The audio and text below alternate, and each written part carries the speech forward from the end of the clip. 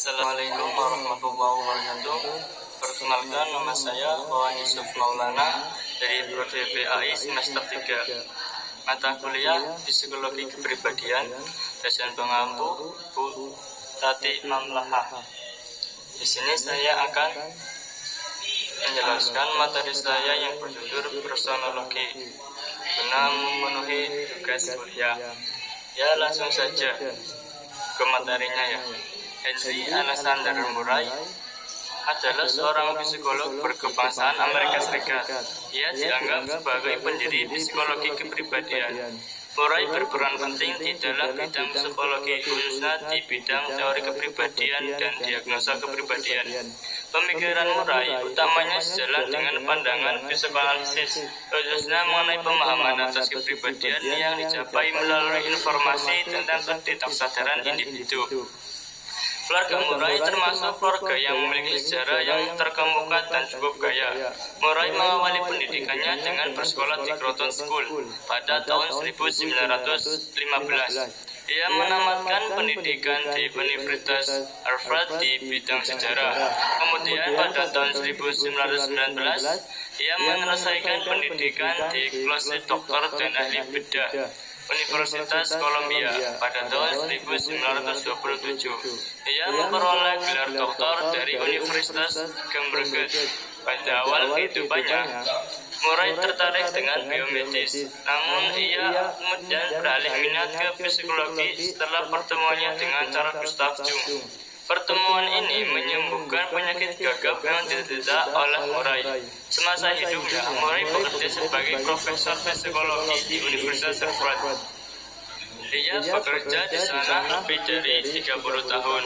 Karya terbesar yang dihasilkan selama hidupnya adalah sebuah alat tes bernama apersepsi tematik. Alat tes ini selesai dikembangkan pada tahun 1938 dan digunakan sebagai alat tes kepribadian objektif. Murray juga mengembangkan salah satu dari teori kepribadian individu yang dikenal sebagai personologi.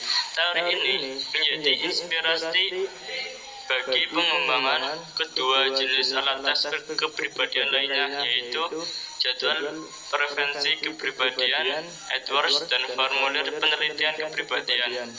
Henry Murray juga menjadi penulis utama dari sebuah karya tulis ilmiah yang berjudul Personality in Personality. Buku ini ditulis bersama rekan-rekannya yang bekerja sama sebagai staf di klinik psikologi pada tahun 1938. Murray wafat pada usia 95 tahun akibat menderita radang paru-paru. Selama hayatnya, Murray menerima 2 penghargaan masing-masing dari American Psychological Foundation pada tahun 1967. Pemikiran Murray tentang personologi. Murray berpandangan bahwa manusia harus difahami sebagai kesatuan pribadi yang utuh. Sebagian tingkah laku manusia harus difahami dari hubungan dengan fungsi lainnya, seperti lingkungan, pengalaman masa lalu, ketidaksadaran, dan kesadaran, serta fungsi otaknya. Semua itu harus ditangkap secara keseluruhan agar dapat dipahami makna dari proses kepribadian seseorang.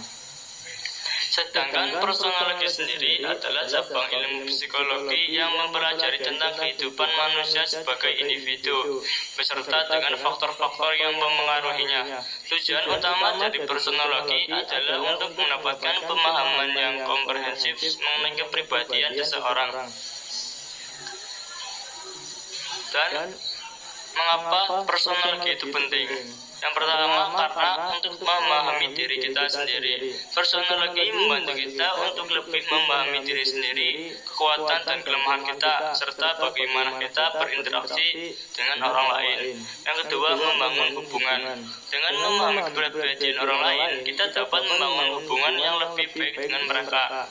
Dan yang ketiga, mengembangkan diri. Personologi dapat digunakan sebagai alat untuk mengembangkan diri, membantu kita untuk mencapai potensi penuh. Yang keempat, penerapan dalam berbagai bidang. Personologi memiliki aplikasi yang luas seperti dalam bidang psikologi klinis, pendidikan, organisasi, dan pemasaran. Pada intinya, personologi adalah bidang ilmu yang sangat menarik dan relevan dalam kehidupan kita sehari-hari. Dengan memahami prinsip dasar personologi, kita dapat memperoleh pemahaman yang lebih dalam tentang diri kita sendiri dan orang lain di sekitar kita. Selanjutnya, apa itu tes apersepsi tematik atau TAT? Tes apersepsi tematik dikembangkan oleh Alexander Murray bersama dengan Christian Morgan. Gagasan awal dari pembuatan tes ini adalah keyakinan bahwa perasaan dan kebutuhan manusia akan diproyeksikan dalam materi yang mengandung ambiguitas atau tidak terstruktur. Tes apersepsi tematik mulai dikembangkan pada tahun 1935 dengan memanfaatkan metode psikogram. Tes apersepsi tematik adalah sebuah tes psikologi proaktif yang digunakan untuk mengungkap dinamika kepribadian seseorang. Tes ini melibatkan serangkaian gambar yang ambigu dan peserta diminta untuk menceritakan sebuah kisah berdasarkan gambar-gambar tersebut. Kisah yang diceritakan ini dianggap sebagai cerminan dari pemikiran bawah sadar dan dinamika kepribadian individu. Pada intinya, tes apersepsi tematik adalah sebuah alat psikologis yang digunakan untuk menggali dinamika kepribadian seseorang secara mendalam. Dengan menyajikan gambar-gambar ambigu, tes ini memungkinkan individu untuk memproyeksikan pikiran, perasaan, dan pengalaman mereka ke dalam cerita yang mereka buat. Kesimpulannya, dari semua tadi yang di atas, personologi yang dikemukakan oleh Murray menekankan pemahaman manusia sebagai pribadi atau person, menekankan pemahaman manusia sebagai pribadi atau person. Dari penjelasan pada makalah ini dapat disimpulkan bahwa Murray memandang kepribadian manusia itu berkaitan dengan fisiologisnya, dengan juga pengalaman masa lampau yang dialami oleh individu. Murray juga percaya bahwa kepribadian manusia itu tidak pernah diam dan akan terus berkembang. Faktor-faktor Murray yang anggap sebagai proses berkembangnya kepribadian ialah perbedaan tegangan, kebutuhan, tekanan, profesi psikologis yang mengikuti proses psikologis, dan bagaimana kebutuhan dan tekanan saling berkaitan. Dari teori kepribadian yang ia usung, Murray mewujudkan mengaplikasikan teori dalam sebuah teks yang bernama TAT, yang mana tes ini mampu merelevasikan kepribadian individu berdasarkan cerita yang mereka buat setelah melihat sebuah gambar. Kutipan dari Henry Alexander Murray. Beliau berpendapat bahwa faktor lingkungan berperan dalam bagaimana kebutuhan psikogenik ditampilkan dalam perilaku. Mungkin itu saja dari saya, kurang lebihnya mohon maaf. Assalamualaikum warahmatullahi wabarakatuh.